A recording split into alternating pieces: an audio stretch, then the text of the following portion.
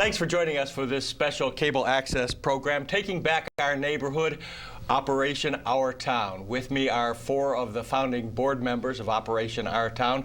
They've been in business for a couple of years now, making a big change in our neighborhood. To introduce our panel, we'll start to my right. We have Phil Devorris, we have Michael Fiore. To my left, we have Joe Sheetz, and we have Ron McConnell. Again, 4 individuals who have given a lot to Operation Our Town. We'll start by going back to where the operation started a couple of years ago. Michael, I guess you could kind of fill us in with the beginnings of Operation Our Town. Yeah, I think where it all started was approximately 3.5 to 4 years ago. There was a major gun battle up in one of our neighborhoods up by the Altoona hospital. It was a raid that the police were putting on a house where our officers were drawn into quite heavy gunfire. And I had been just reflecting back in my time, as a child, and just fed up with the amount of heroin that had been put into our community, the out-of-town pressure that has been coming in from our surrounding states. And I am friends with several officers, and I had a conversation with them one day in my office. And I said, how are you dealing with this on the streets? And I said, just like a gun battle here. And his first reply was, he says, Michael, he says, we don't even have bulletproof vests. And I said, you got to be kidding me. Our law enforcement's entangled in this operation, in these consequences with the drug dealers, and you aren't even protected. I told him, I said, what do they cost? And he said, well, probably around $1,500 to $2,000. I said, well, how many you need? He says, probably 6 to 8 weeks. I said, go out and buy 8 of them and send me the bill. And the conversation started going towards the heroin, and I was just, heroin is a one-stop shop. A child gets pressured into using heroin, he gets one opportunity. If they start on it, it's just downhill for the rest of their life. It's so addictive. And one thing led to another. And after that conversation, I think actually the first person I talked to, one of my business colleagues and partners in crime, Doug Wolf from Wolf Furniture. And I said, Doug, I says, I've been thinking about this heroin and all this out-of-town pressure we've had and the drugs that are in this community. I said, it's about time that the business community steps up. I said, because it affects us. It affects our employees. If our employees can't live in a community that's safe and with their children, and it's a ripple effect. Mm-hmm. It comes back to business. It comes back to our productivity. It comes back to our way of life. The health of our people. We need healthy people, both mind and body. And so I was talking to him, and I said, at that time I said, what do you think about a $10,000 investment if I can put 25 businesses together for a year? And we all put in $10,000 and we try to help out law enforcement. Give them some support, buying some different things they need, give them some ability, because even the thought of just, as it was explained to me, and the more I become, I should say, an expert at this point in time, on what law enforcement goes through and the cost that's associated with law enforcement, just to serve a search warrant is $3,000 to $5,000. And they just don't have it in their budget, especially in the times today. And they don't have the extra stuff to go out and buy the bulletproof vest and the modern, and stay up with modern technology. Your drug dealers have lots of cash, and they're spending it left and right, and they have state-of-the-art stuff. So we got into that conversation, and I started carrying a yellow sheet of paper, and Doug Wolf said right away, yes, I'll do it. I talked to Steve Sheetz and Joey and Dawn and Phil, and everybody I talked to was in right away. And I wrote on a yellow sheet of paper in my pocket the businesses. And we got up to about 25. And then as we started to sit around and talk about what we were going to do, now we got this money. Mm-hmm. Because when we went to law enforcement the first time, and I said, I want to give you money to help you in your efforts to fight drugs. They were hands off, you can't give us money, But after we pulled the group together, the community together, all of our colleagues, the people sitting around here, and many, many, many more, Just to pick the name, we spent about 45 days of 3 or 4 meetings hashing out what we would call this. And then as we started, we're business, we know how to run business. We know what our communities are like. We know what our neighborhoods are like. But we weren't the experts in any of this. And as we started talking to, and actually the 3 of us sat down, Ron wasn't even on board at that point in time, and we started sitting around the round table in Philip's office, and we said, we need to form a steering committee. We need to go out and form a steering committee and get the people that are experts in every little business segment, county government, law enforcement, the housing, because one of the first things we heard from our businesses, we have to stop the influx of the out-of-town people coming in, through the housing authority and through the landlords throughout this community. So as we started forming that steering committee, boy, the spider web just kept growing. And it says, well, you just can't focus on law enforcement. You got to focus on prevention. You can't focus on prevention. You got to focus on treatment. And as all these people started to come in and started to gather as a community table, it started really to expand. And I mean, Philip, you can maybe expand, or what somebody else wants to speak of. The steering committee getting going in your office, what reaction did you get from other business leaders in the community? It was very interesting.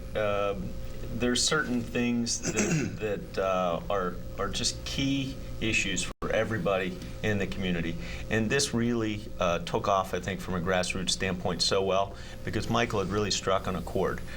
Every day we're reading in the press about the problems. Mm-hmm. Some people were bashing the media for putting it in too often, but the silver lining in that is it created such an awareness of a problem. And people in our community don't play ostrich. People in this community, when they see a problem, they really do band together and make it happen. We had, starting with Michael's yellow list, we had over 30 businesses commit to $10,000 a year for a minimum of 3 years, and almost all of them now are in their 4th year and moving forward. So this raised almost immediately $1 million. We went out for the steering committee and we pulled in the heads of the school districts and the heads of the hospital and the heads of all of the other community organizations that we felt touched it with law enforcement and prosecution, etc. By doing that, it became immediately a very holistic approach that represented the entire community. So it started as a law enforcement conversation, became a very, very broad community approach to what's a serious community problem. And once we had done that, we had a telethon, and we got donations of thousands of dollars. We got donations of $5 and $10 from people that said, look, I don't have a lot of money, but it's very important what you're doing. And I'm sure these 4 can attest to, we're stopped all the time with people saying just that. Well, Joe, your company and organization was an early partner in this. Why did you guys decide to sign on to these guys with their round table, or they're starting the organization? Yeah, as Michael said, I think it was the 3 of us, Phil and Michael and I, sitting around Phil's table. But to us, it was a natural, and for a lot of the reasons Michael talked about, which is certainly we employ a lot of people in this community, so it's very important to us that they have a good place to live, a good place to raise their children, that they're comfortable staying here, as opposed to people trying to move out of the area, or they're comfortable coming here as we move people in from other parts of the state, other parts of the country, to take on certain jobs where we need to go hire, specialties. So that was very important. And then there's also a trickle-down effect. It's important to any business, particularly retail. A lot of these drug problems, particularly the low-level users that need to come up with cash, a lot of that money is coming one way or another out of retail, whether it's shoplifting, whether it's small robbery, you name it. Across the county, there were issues affecting retail probably as much as any other part of the business. So that was just a secondary reason why to get involved. And like Michael said, I think it was one of those situations where our company, and I think a lot of other companies, probably had it stewing somewhere within for 3 or 4 years, saying we need to do something, but nobody had an outlet to actually do something. And I think what we created, there was a lot of pent-up energy around it. And when we said we can create an outlet, and once that outlet was outlined for people, everybody jumped on it, because they had just been waiting to say, what can we do as a business, or what can I do as an individual who only has $20 to spare, or an individual who has no money to spare but maybe has some time to volunteer. What can I really do to make a difference? And this was the first time in a long time they were presenting with an opportunity to make a difference. Well, as Michael was talking, it was noticing the problem in the community and how pervasive the whole drug issue was. Ron, the hospital is located down in a part of the city where you and the people who work at the hospital and things would see it firsthand. Why did the Regional Health Center decide to become a partner in our town? Well, you hit it right on the head. I think we, as a healthcare system, we see it every day. We see the effects of drugs in the emergency room. We see the effect of drugs in our labor and delivery area. And we see the effect it has on the families. And we also see the law enforcement that often follows a lot of those incidences. So I think for us it was a natural extension to try to help out. And I think all of us as community leaders sitting around this table recognize, most of us, we all grew up here. So when we were thinking about what the organization should be and what it should look like moving ahead, we really wanted to remember what it was like when we grew up, and remember what it was like in many of the neighborhoods that we grew up in. And that's why our logo says taking back our neighborhoods, because we remember what they were like when kids ran free and they didn't have to worry about necessarily where they were. So a lot of that was very sort of inherently important to us with children and the children in the community today. So I think it's both personal for us, but it's also a business issue, and that's why we were glad to be part of it as well. Well, as Ron talked about the business issue, apparently the business support has been pretty overwhelming. Phil, what kind of reaction, or what have you gotten from the business community? It has been overwhelming right from the start. More than 30 businesses very quickly or shortly after the beginning signed up for, again, what has turned out initially as a $30,000, now $40,000 commitment. So that $1 million or more of seed money was critical. One of the things that happened after that, I mentioned telethons and all the small volunteers or people donating money from the community. We've got 75 other businesses that have stepped in, some of them for hundreds of dollars a year, some of them for several $1,000s a year. And it's definitely one of the things that we've heard as an echo from all of the founding businesses that have made these donations. It means so much for them to continue putting in the $10,000 or $20,000 per year that businesses are putting in. It means so much for them to hear that, well, there's 1,000 businesses in the Blair Chamber, and there's another 500, 600, 700, 800 businesses of some size that exist in the community even beyond that. So there's 1,000 more businesses, if you will, to hear from. We've probably gotten donations from almost 100 of them. And I think that understanding that we're not alone in this, law enforcement has told me this over and over again. The biggest impact that we've been able to help them with wasn't necessarily the dollars, although certainly they've gone to some very critical uses.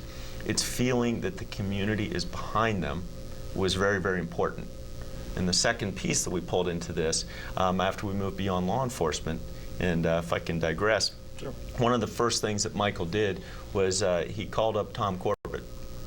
And busy person, Harrisburg, far from, if you will, our little neck of the woods, had a conversation with him, and his answer was, I'll make time for you tomorrow. And we went up and we spent almost 2 hours in his office with aides coming in and out, talking about what we saw as our problem that was beginning here. And all we heard from him was, you're correct, it's beginning here, and I can show you other communities across the state where this has happened and it's gotten roots in from a drug and then a drug-related crime problem. And if there's anything you can do to stop it, you need to stop it now. And he gave us so much support and ideas. And one of the first things he said is really the top cop in the state was, law enforcement can help you deal with the problem today, but if you're going to make a long-term difference, you have to bring in the whole community. And you have to work on prevention and treatment. Because if you don't do that long-term, no amount of law enforcement will solve your problem. And that really was one of the things that allowed us to drive home and shape the organization, that we said we need a steering committee that touches everyone in the community. And that's a good point. That was very early on. I mean, that conversation happened. Actually, I think even before the three of us even sat down, Philip and I went down there, and and that's exactly what he told us. He says, we can eradicate. There's no doubt about that. We can do that, but it's called weed and seed. We'll do the weeding.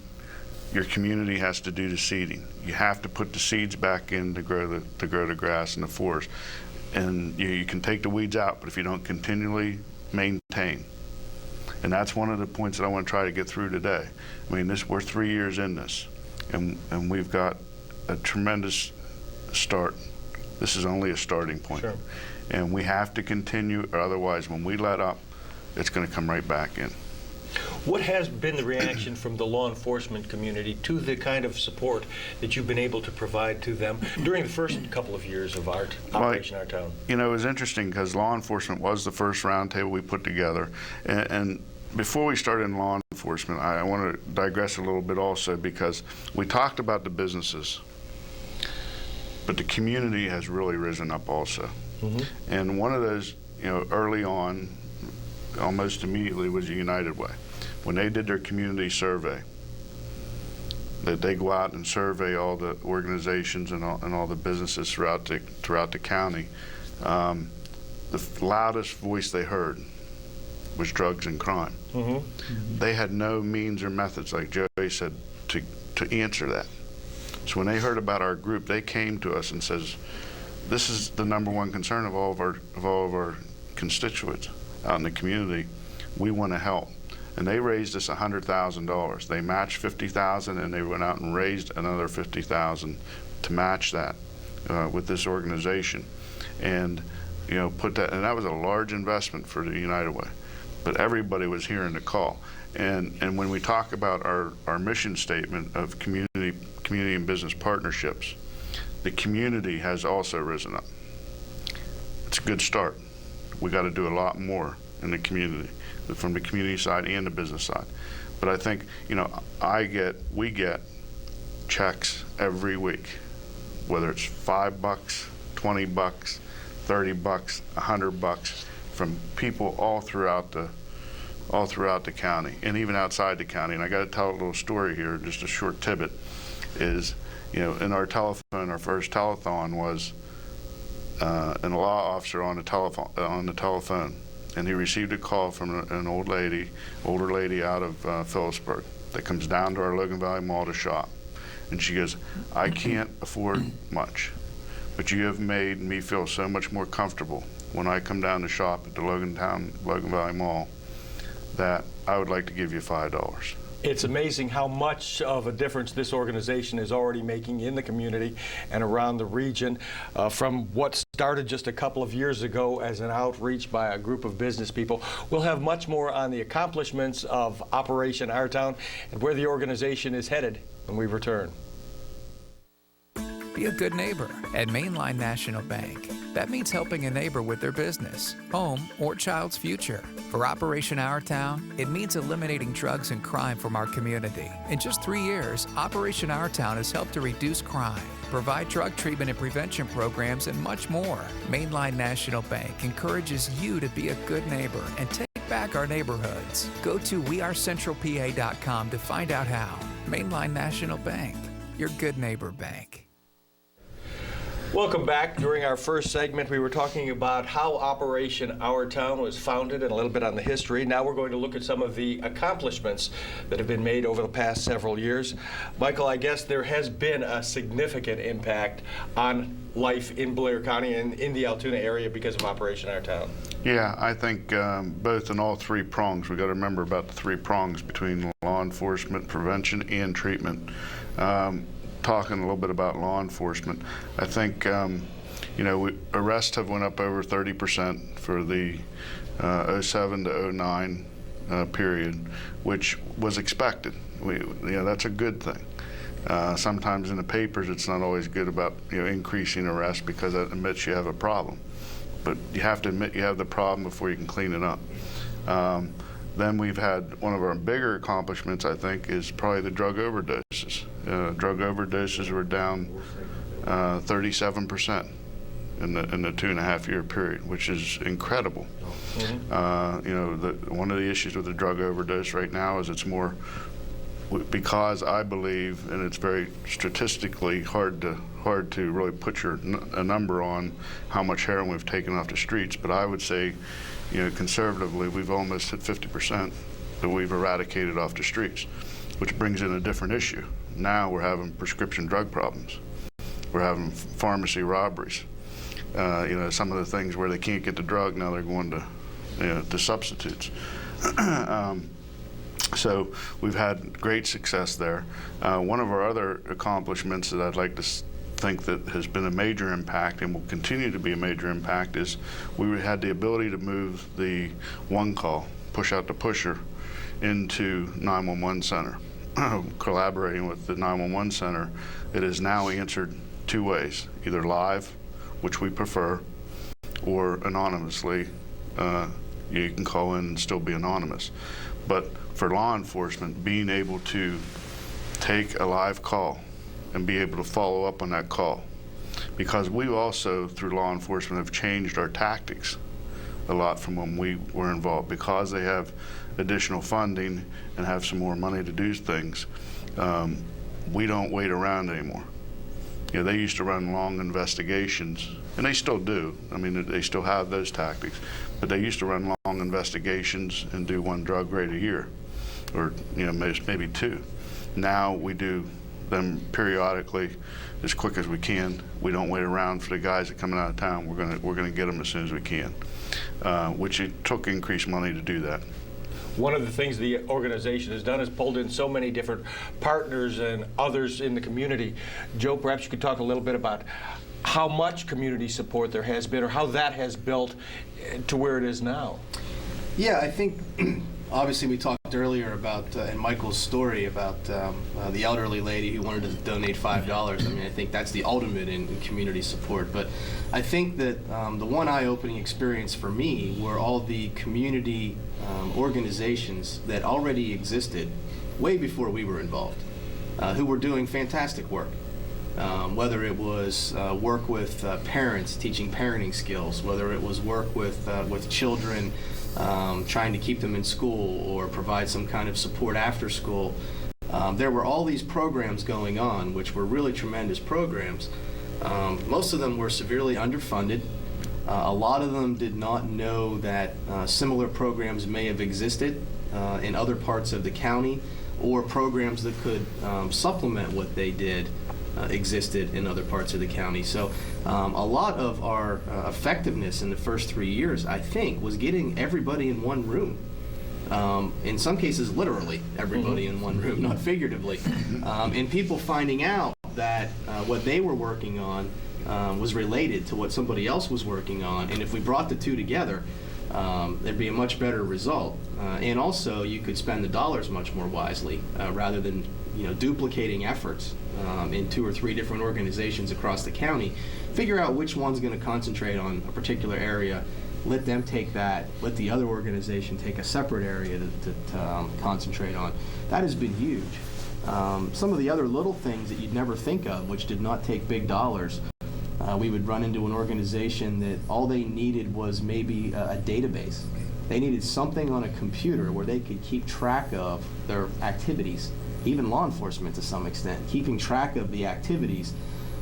There was no money or no existing technology in a lot of these places to do any of that. But we were able to find one of our partners, one of the businesses that wanted to get involved. Sometimes they just came and did in-kind work as their contribution. Maybe they donated a computer, or maybe they donated somebody's time to come in and sit with the organization to help them organize themselves. So a lot of what we did was nothing more than introduce 2 people to each other, or 2 organizations to each other, or 2 concepts. And just having that forum has been very helpful. Phil, these roundtables and pulling in the business leaders, does that seem to be one of the key accomplishments? Absolutely. To launch from what Joe was saying, it's very, very important to understand that Operation Our Town as an organization is not actually on the front line doing things. Our entire effort has been to help to organize and introduce and facilitate conversations between law enforcement, prevention, and treatment groups that are already existing. And there are dozens and dozens of those. The roundtable that Michael mentioned with pharmacy, I've heard numbers of even much greater than 50% reduction in the amount of heroin on the streets, to the point where there's so little available that they're not seeing it as much when law enforcement is out there. That did push people toward prescription pharmacies as a next drug of choice. We organized a pharmacy roundtable. And again, it's not our expertise. Bill Ernest from Comp Drug organized that group. He's got a couple of dozen pharmacists that represent all of the places where you buy drugs. And they said, when they all came together, their pet peeves, if you will, were the things that they couldn't control. And they said, look, if someone comes in with a script, we have to fill it. And if we don't, they'll go down the street. And I said, well, how do you know if a script is forged? Or if there's a doctor that's been overwriting scripts, and the pharmacists collectively said, oh, we know absolutely, but there isn't anything we can do about it. I said, fine. Figure out what it is that you can do and fix the things that you can fix collectively within your group, and make a list of the ones that you don't have the ability to control. And we brought law enforcement, we brought the prosecution, we brought judicial to the table. And now collectively, they're able to look at it and say, wow, we couldn't fix this problem at our level, but collectively as a community, there is no problem that can't be fixed. Ron, it seems like there are so many different organizations or activities out there that all kind of come together through medical treatment in places. Is the role of Altoona Regional helping to facilitate some of these interconnectedness between groups? We are. I think as we continue down this path, one of the things that Phil just mentioned was the concern for certain physicians who are writing scripts that may be overwriting those, and we obviously come with some political connections to look at that issue as well. So I think as a hospital and as a healthcare system, we're really interconnected in a lot of these issues that are being addressed. And one other thing I wanted to catch on as well is, when we're making grants to the community organizations, we're really trying to make grants to community organizations that have proven programs.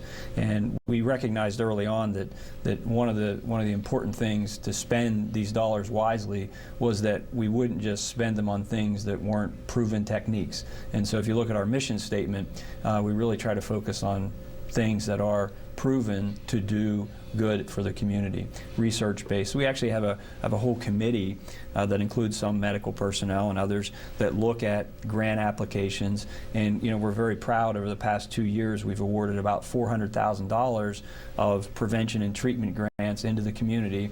Many of the programs Joe talked about and Phil talked about that really aid the community in trying to prevent many of our kids from getting involved in those types of activities. I mean, let's face it, we all know sort of where this starts. It starts at different levels for different people. Some kids are 11 years old, some kids are 17 years old. It's because of availability in the neighborhood. It's because they're on the wrong ball field. It's maybe because they're associated with the wrong person. And so we're trying to keep some of the activities for kids that have less structure more structured. Some of the things that we know really work, those are the things we're trying to fund on that end. Hard to hit these benchmarks and prove them, but I guess there is the feeling among the board members of Operation Our Town that definitely you are reaching these goals, Michael? Oh, yes. I think one of the other major accomplishments we haven't talked about yet is just the amount of community volunteership. Just in our roundtables alone, we have close to 150 volunteers sitting in roundtables. Almost, I think we have 10 active roundtables right now. From housing to faith-based to pharmacy to gang to law enforcement. I mean, just the fact that they volunteer their time and sit around the table and talk about it, because that's where it all gets done. And I often tell anybody that I go and speak in front of. We were just down in Tyrone a week ago, trying to talk to talking to the Tyrone community. We had over 56 people in that community come out for a meeting, hosted by Harry Sickler at the Bullpen.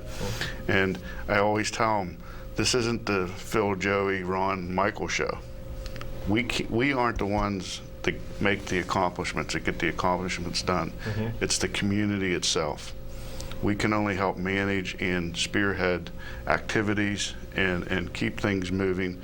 We're raising funds. We're able to provide the funds are a big part of it, but it's really about the community taking ownership of this operation, and it's got to be done neighborhood at a time. So with that, just in our roundtable, we have over 180 some signed up volunteers that just go out and do things as programs are sponsored. We're having the cleanup. The gang roundtable is sponsoring a Altoona cleanup day, and we're collaborating with the city of Altoona, and we're going to do 8 parks on Saturday. We have over 100 volunteers signed up to come out, and we're going to focus on cleaning up the parks, cleaning up gang activity, some tagging, whatever it might be, and actually repairing the parks and trying to get the parks back. That's step one. Their next one's even a little grander idea, is to move out into the community and start working on the tags throughout the Blair County. Focused in Altoona, and then we expand. Sort of like we're doing with Tyrone. We're expanding into Tyrone. Tyrone community's risen. They want to get their own roundtable down there, and they want to start talking to all the organizations. So I think that's really the success of what this whole operation is. We don't do it. We don't make these accomplishments. It's really the community stepping up and making a difference with business and that partnership. It sounds like opening it up, and when you open the door, then the people respond. I mean, Phil, is that the way it is? If you make people aware that there's a need and that there's an opportunity to serve, they come forward? Absolutely. One of the ones Michael mentioned was getting everyone at the table, different organizations to agree to use the push out the pusher and those tip lines and run them through 911. What happened? I mean, that's a bunch of people getting together to make a difference. However, the real tips, of course, come from the community. We saw almost a 70% increase in the first year of the number of tips coming into law enforcement. One of the ideas that was tossed out was, hey, we've got some serious criminals out there, and we're having trouble finding them. We need the community support to find them, so we put out a most wanted list. Already, 83% of the people that law enforcement has put on the help wanted list have turned themselves in or been caught. And it's crazy to think they turned themselves in, but the community support is so strong that they've either left town or they come to law enforcement and say, look, I'm getting too much heat from people around me, and I'm going to get this over with. What is the key to getting more and more people involved? How does that happen? Right here. I think I've been waiting for this opportunity. This is our new slogan that our media roundtable and marketing roundtable has come up with on Push Out the Pusher. This is very critical to the success of what we're doing.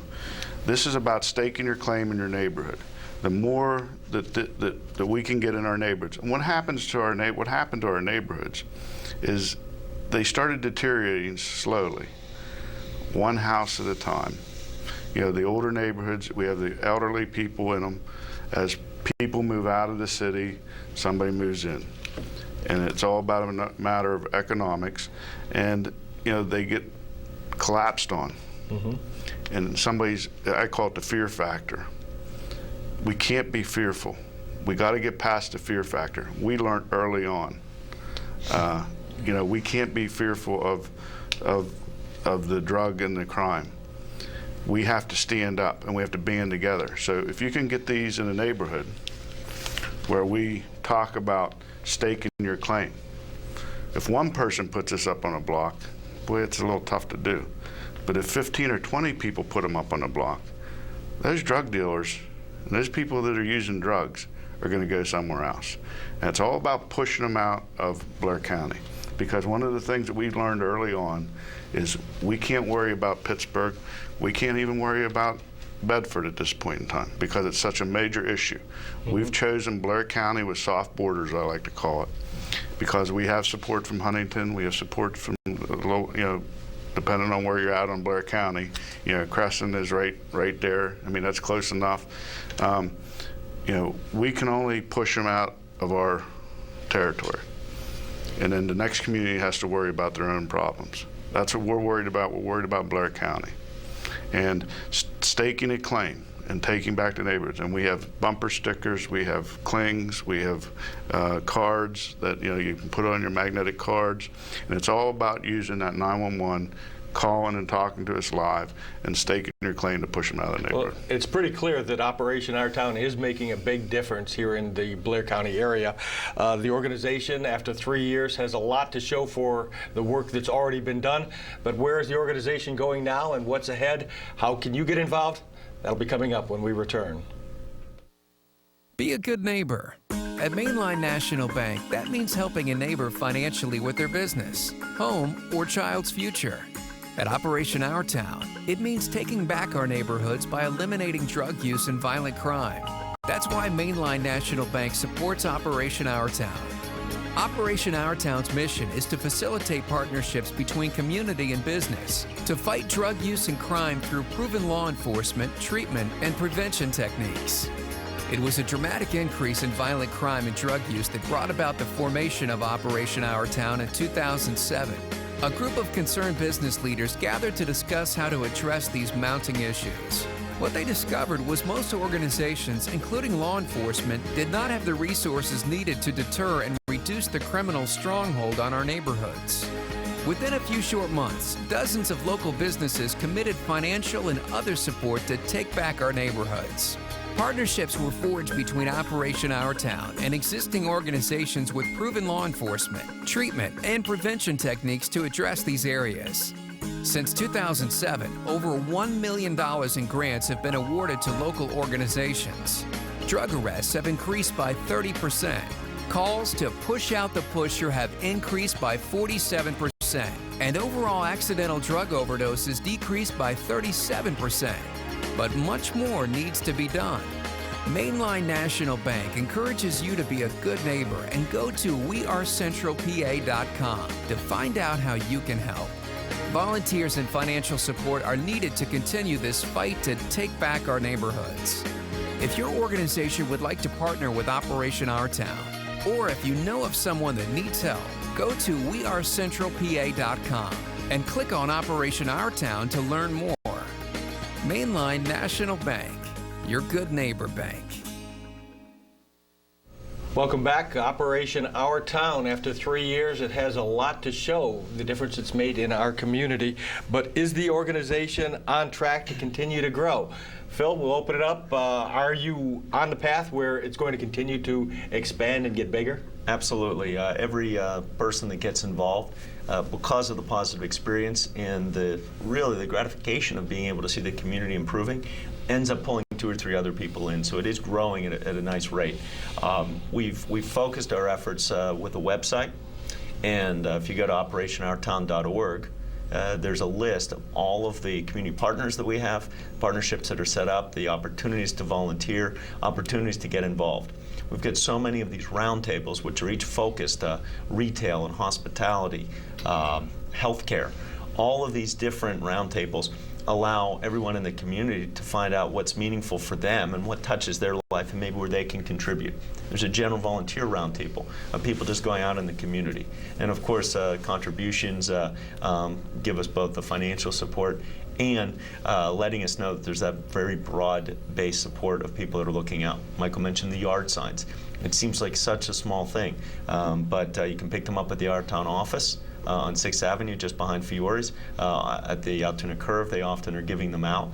And just putting something out that's visible that lets everybody else know that, that you support the effort really makes a difference, because we aren't Pittsburgh, we're not Philadelphia, we're not New York. In this community, where so much of this problem comes from the outside, people know each other and recognize each other. And when they see their neighbors are getting involved in something, that turns off a spigot. Mm-hmm. And you know, I look at my young children, or Joey's, or Ron's, Michael's. Every person in this community is at risk with this problem. And acknowledging that and understanding it allows you to work together to make sure that it doesn't become a problem. Joe, do you see it continue to grow across the region? I think to talk about the business community a little bit, as Phil was talking about the general community, but there's plenty of opportunity to grow in the business community. And we talked earlier in the show about how we started with the core group of 30 businesses, which tended to be some of the larger businesses, some of the more established, a lot of cases family businesses, because that was a big commitment, you know, $10,000 a year for 3 years. And we since have brought on 75 or 100 other businesses that have contributed at a level that is appropriate, you know, to their size. Well, that is only a little over 100 businesses out of, what did Phil say, 1,000 members of the chamber and another probably 800 businesses that aren't. It's very small, you know, just a little bit over 100 businesses who've really been active. So we still have a giant opportunity to get to all those other businesses and not only get them involved from a fundraising standpoint, but to get their employees involved, to get family members of their employees involved. So we really kind of took the low-hanging fruit early on. The first 3 years, we kind of figured what was going to be the best way to get it kicked off.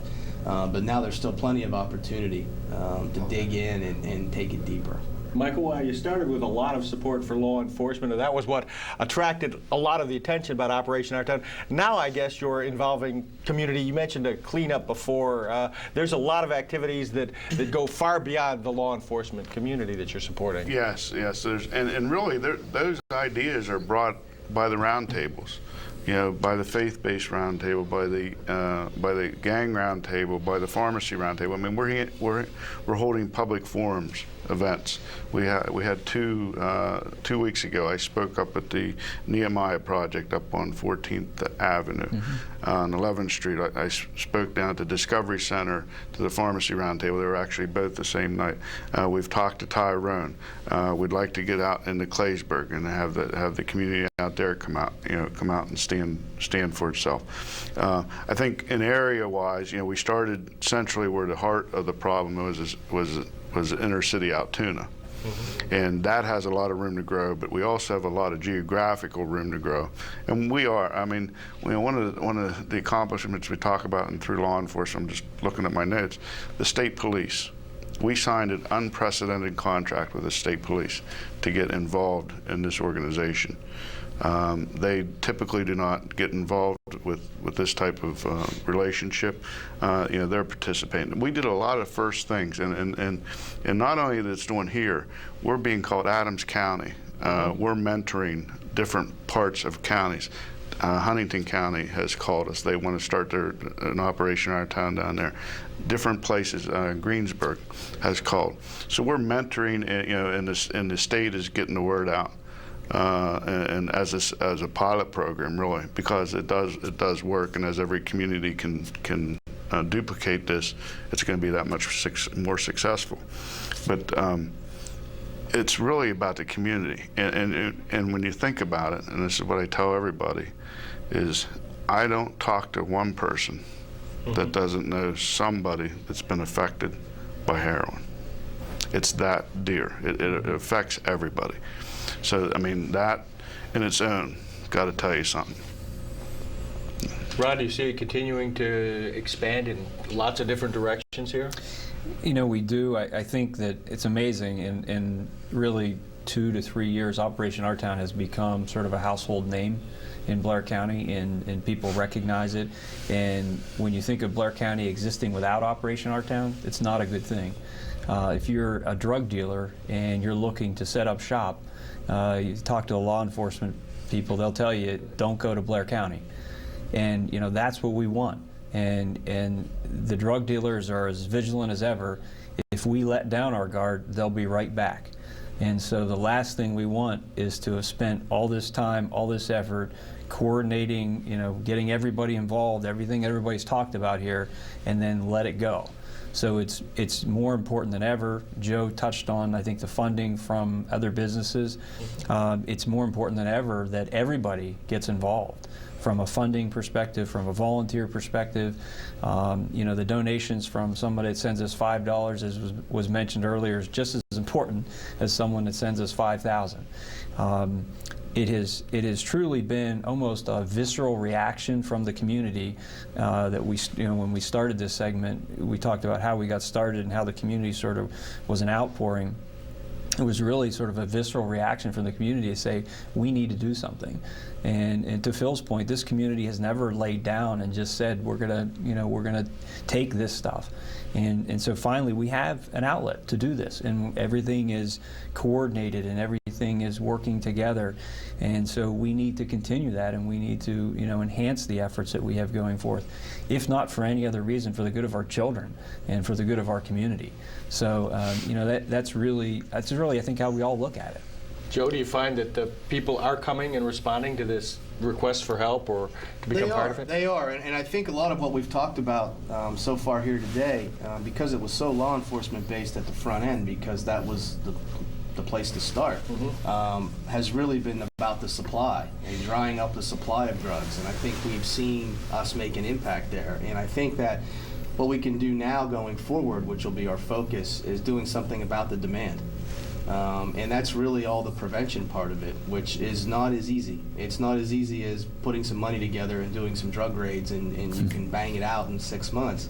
It's kind of a long, slow burn to put these prevention programs in place, find out which ones are working, duplicate the ones that are working, stop doing the things that aren't working. Because you're talking about getting people at a very young age in some cases, and really taking care of, if we can help on the demand side, so there is no demand for the drug, or little demand for the drug, that'll take care of itself. It's basic economics. You're not going to come try to sell something that nobody wants. So we took care of, I think, a pretty good job on the supply side. There's much more to do.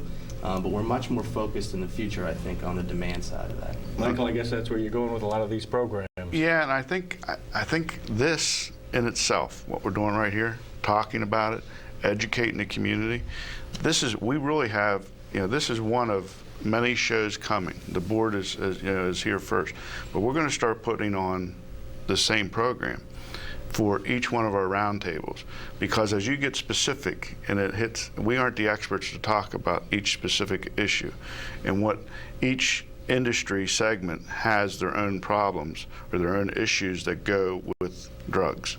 So there's a lot more to come, and I think just the fact that we're sitting around talking about it 3 years later, and what we're going to do to move forward with these programs and for the community to stay in tuned and to really get a hand involved in knowing what is really going on and how can they help and how can they get involved is going to be just it's a passion, and I just can't tell you, I never expected to be sitting here 3 years ago. Well, clearly Operation Our Town is heading in the right direction, and we'll focus on some of the programs and efforts that are ahead and how you can get involved when we return. Be a good neighbor at Mainline National Bank. That means helping a neighbor with their business, home, or child's future. For Operation Our Town, it means eliminating drugs and crime from our community. In just 3 years, Operation Our Town has helped to reduce crime, provide drug treatment and prevention programs, and much more. Mainline National Bank encourages you to be a good neighbor and take back our neighborhoods. Go to wearecentralpa.com to find out how. Mainline National Bank, your good neighbor bank. Welcome back. During our final segment, we're looking ahead at Operation Our Town, some of the things that are in the future.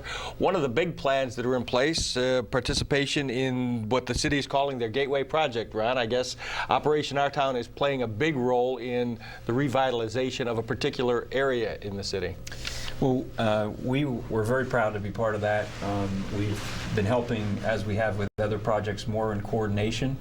The city of Altoona has taken on that project as their next gateway project, recognizing the significant investment that both the hospital is making as we consolidate services there, as well as many of the businesses have made in that area, in that community, with the City Water Authority relocating a bunch of other commercial development. We have upwards of $200 million of investment in that area. I think we all know too that area is challenged from the perspective of there being some drug activity in that area, some properties that probably should come down have been on the blighted property list of the city, and so we have a committee that's made up of economic development officials, some Our Town officials, other key members from throughout the city that are taking a look at the whole area and looking at it holistically. How can we help with the housing problem? How can we enhance things as simple as the roads, the sidewalks, the trees? How can we rid the area of crime and drugs? And so we're really taking a look at it. I think many people are familiar with what happened with the Nehemiah project that Michael mentioned earlier. They have really done a fantastic job for people who haven't gone by where their main building is. Please do. They have an absolutely beautiful park that they've made by taking down some of the homes in that area. It has truly revitalized that area that happens to be right next to the hospital and sort of right next to where we're focusing and the city's focusing on the 4th Street Gateway project. So there's a whole effort. We're working with our legislators to try to obtain some funding to improve those areas. So we got a coordinated effort focused on that area, and we hope once that's done, we can move to the next area in the city to do the same thing. It takes a lot of time, a lot of money, a lot of focus, but again, it's what has to be done to take the places where drug dealers like to go, where they can afford to go when they move into a town, where they also can grab a hold of the kids in those neighborhoods and get them involved in activities that they shouldn't be involved in. So it's sort of that holistic approach. Where Ron talks about grabbing a hold of those kids and pulling them into programs, that's an awful lot of what Operation Our Town is doing at this next stage as you move beyond law enforcement. I mean, there are programs all over the city and all over the region that you guys are supporting. There's absolutely the number of after-school programs, summer programs, the school districts, we're helping to support them.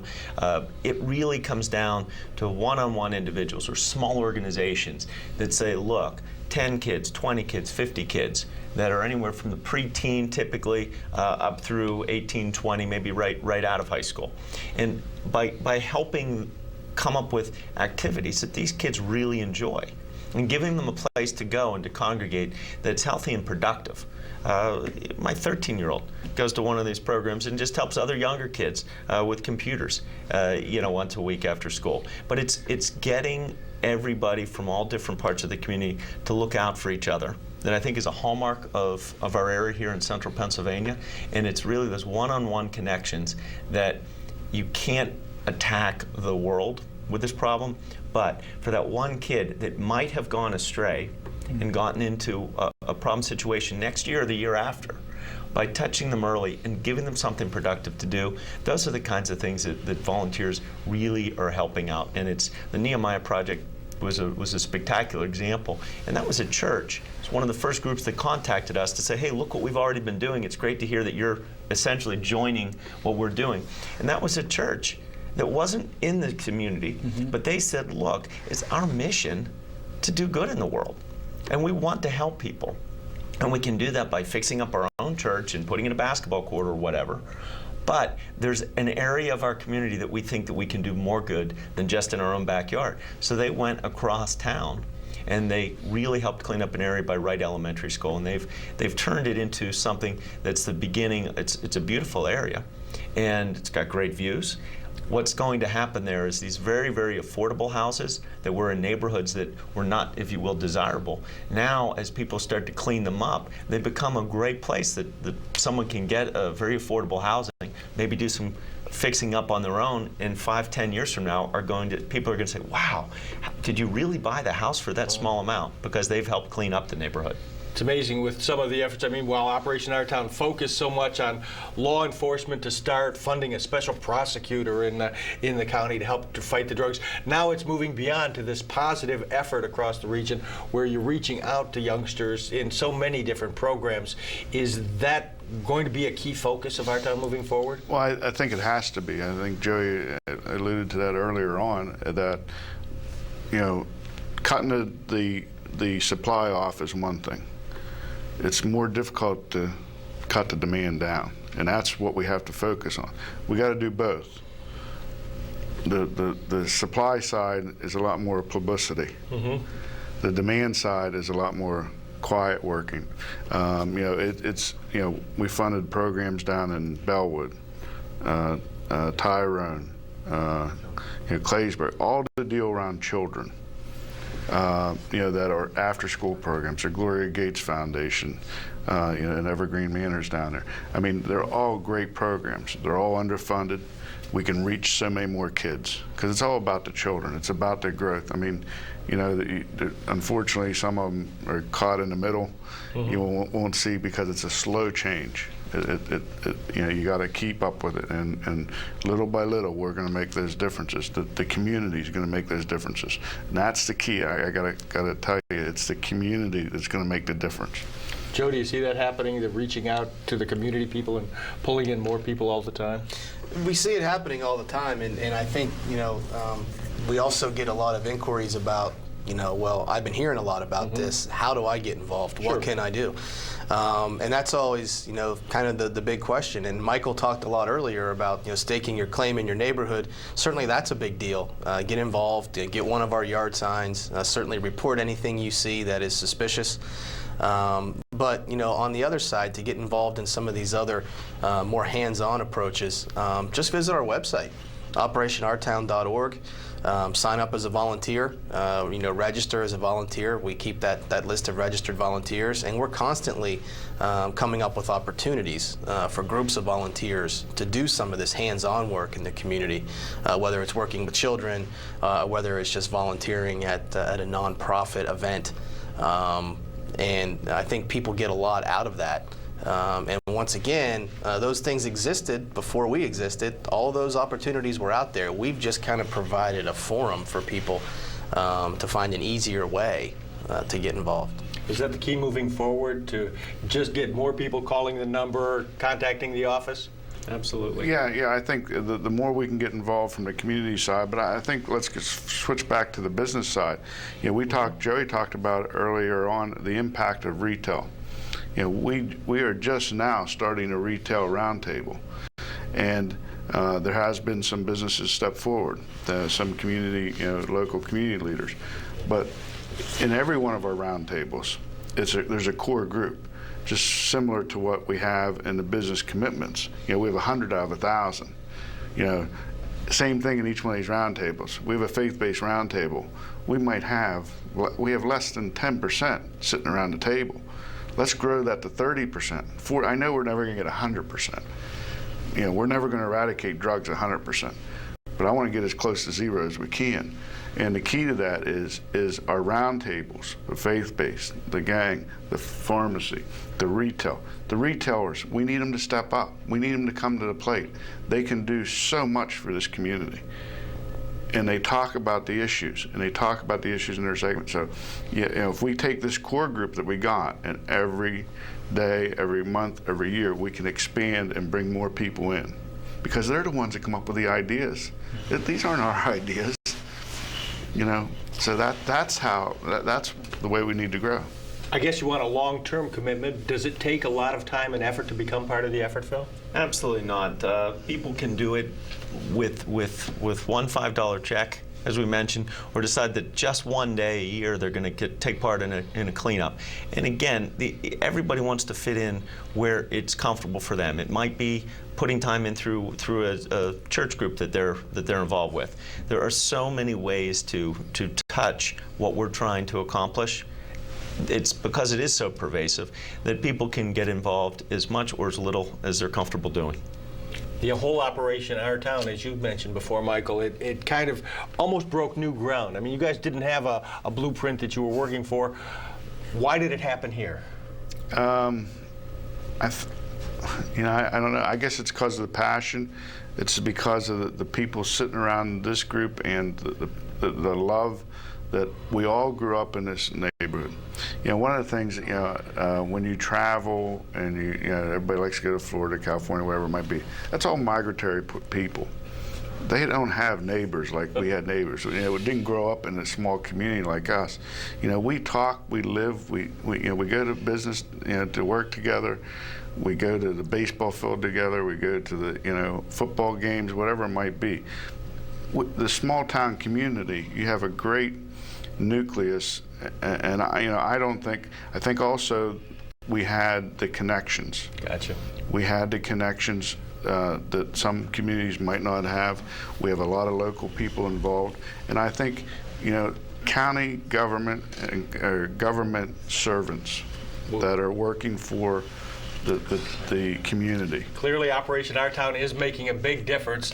That's going to wrap up this segment, or this Operation Our Town review, and look forward much more on how you can get involved. As the folks mentioned, lots of ways to reach out and become part of the program. Clearly an effort that's going forward and making a difference in our community. Thank you.